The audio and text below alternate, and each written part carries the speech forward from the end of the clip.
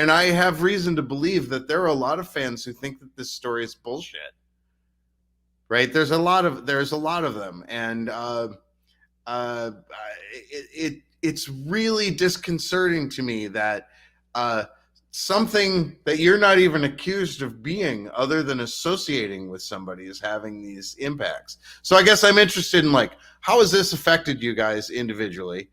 What you're doing, and then what you're doing to fight back about it. I guess that'd probably be, and I'll let you guys take them in whatever order you want to go. But Mark's in the upper left-hand corner, so I'll go with that. Yeah, I think, in terms of the, how it's affected us. I mean, it's been a difficult 5 years. I mean, never did I realize that, standing for due process could be so unpopular. Obviously, I grew up incredibly privileged. I grew up in Chesterfield, Missouri, and suburbia. So I've lived a very privileged life. Like, I didn't have a lot of interface with. I just had no interface with the justice system. I think what's the interesting thing that I can say is I used to tick the N-word publicly with my Tourette's. I used to just involuntarily be saying the N-word out loud. I'm sure that goes over great in St. Louis. Goes very well in St. Louis, actually. And I just say this because I now, just being unwilling to be hateful in this situation, just being in a situation where I am fighting for my friends' constitutional rights, trying to expose the FBI, trying to expose what the prosecutors did, I have experienced more hate now than I ever did living with Tourette's. And I think that just sort of captures, the difficulty of the situation. I know for a lot of us, we've lost a lot of friends. People that have known me for decades, don't want to associate with me because they think that, how could I be supporting someone like Keith Raniere? How could I be supporting an organization that doesn't even exist anymore, like NXIVM? So I think for me, that's one of the hardest things. You never really are prepared for dealing with that kind of hate and prejudice. But it's so that's hard, but it's not enough to stop us. Well, and as Eduardo has pointed out earlier when he came on the podcast, and I'm a pretty firm believer on, is there has to be some line somewhere, and this is it. There's a case to be made for this being it. Sunil, why don't you go next? Yeah, I guess I come to it with a little bit of a different perspective or a station in it. I wasn't really very involved in the organization.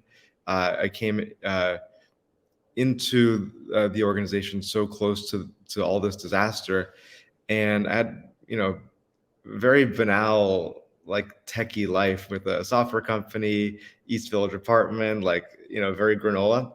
So I didn't think, I couldn't anticipate I would be in this situation.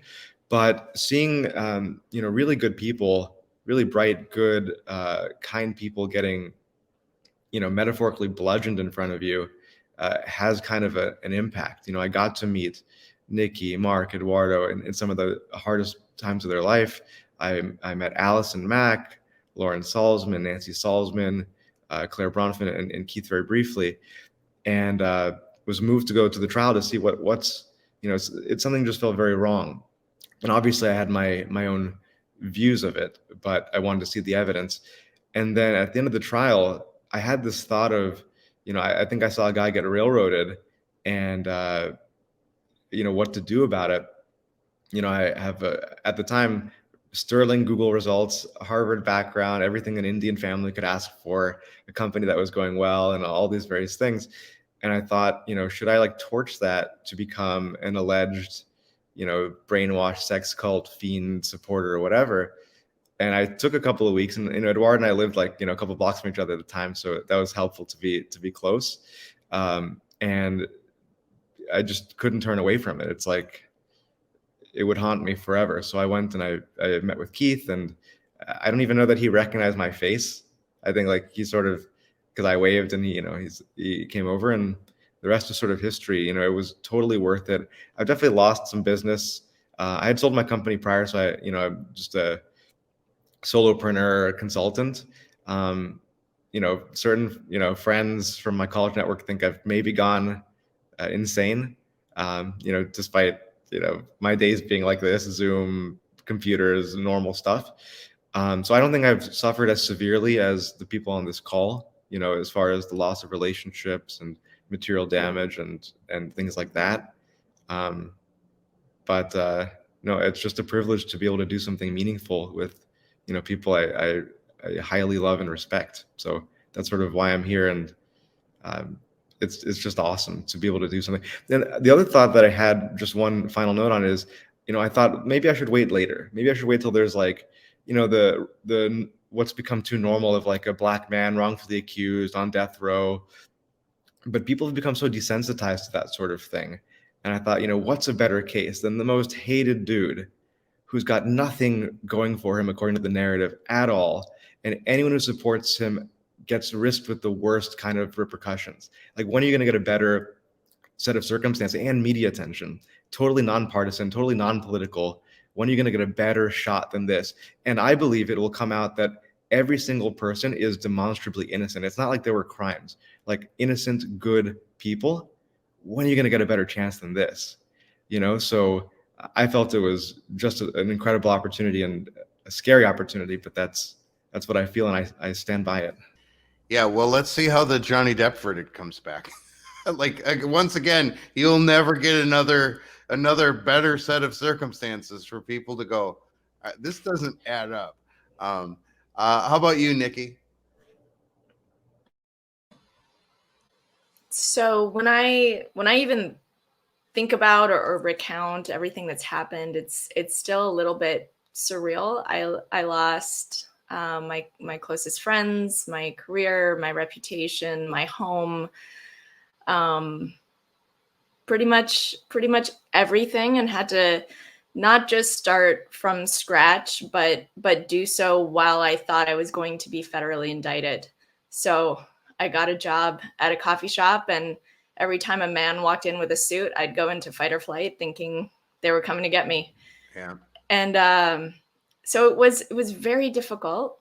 I've lost, friends either because the government has separated us or because they've decided to turn their backs on something they dedicated their lives to for 15 years, or just turn their back on our friendship. But as weird as it sounds, I wouldn't trade any of it. I've found out who my true friends are. I've found out who I am and what I'm made of. And I'm sure, and I hope there will be even more tests of my character and what I can do to stand up for what I believe in and have those principles exist in the world. But I've certainly been given the opportunity to become stronger and not just someone who says things on Twitter that sound good. I think the trajectory of an actor and celebrity / influencer can be quite shallow. So the fact that I've been given this opportunity to really experience an extreme amount of prejudice and understand the criminal justice system the way that I do without having to go to law school, although I may have paid about as much money in legal fees to learn what I now know. It's really a gift, and my hope is that it's not in vain, that we can bring forth the injustice and free our innocent friends from prison, and also change the system and help more people. I look forward to being able to have more time when I can, focus more on helping people in prison, helping people before they go to prison or when they come out. So it's been very meaningful for me, and I feel very purposeful in this, but it's still very surreal and hard to believe at times. So Steve, you're sick, so I'm going to cut you a little bit of slack, but I do want to give you an opportunity to say something before I have Eduardo close this out here, if you want to. You're on mute, Steve. You're on mute, Steve. Sorry. Yeah, the Rona's kicking in. No, as usual, you know, I'm just grateful to be here and to be able to have these conversations and to get to, you know, meet you guys. It's been great, as great as it could be to be discussing some of the worst legal precedents that's ever existed of the FBI, you know, planting evidence and destroying people's lives just because it feels threatened. You know, I can't help but feel really uncomfortable in my own chair knowing that these things have happened. You know, I've dedicated my life to making the world a better place. And I mean, for all accounts, I'm just a simple, dumb mechanic, you know, who has a YouTube channel and writes some articles about some stuff, you know. But I've dedicated my life to making the world a better place and to bringing conversations to people about things that are important. And this is really, really important. Like, we cannot allow our government to bastardize justice. We just can't. And so, by all accounts, Keith Raniere could be the worst piece of shit on the planet, but he still deserves justice. This deserves to see the light of day, and it deserves to be seen by everybody so that it doesn't happen to everybody, because that's what's going to happen.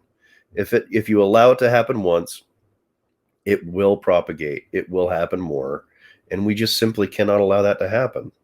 And so, as loud as we can be, as vocal as we can be, both in our support of the case, but also in the criticism of our government and our judicial system, both of those need to be extremely loud. And I think we're doing that work today, and hopefully we'll be doing it in the future. And again, thanks for having me here, Troy. Oh, it's my pleasure. I can never have enough I can never have enough computer engineers or mechanics on. Well, I give much better commentary when I'm not at work too, if you've noticed. Well, I just played one on TV. Does that count? A mechanic? A mechanic. You did play a mechanic. That's right. The most wussy mechanic I've ever seen. Hey. You didn't write that character. I'm not holding you responsible for writing that character.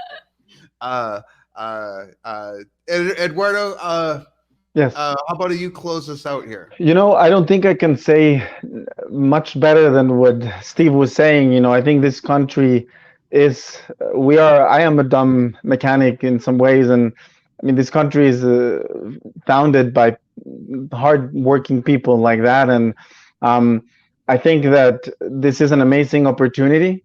I believe in that phrase that says, you know, never doubt that a small group of citizens, thoughtful citizens could change the world.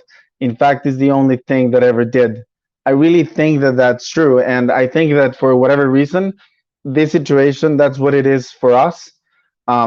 We have a historic opportunity of really changing things quickly. And I don't know what we did to find ourselves in this circumstance, but I do know that we need to take advantage of it.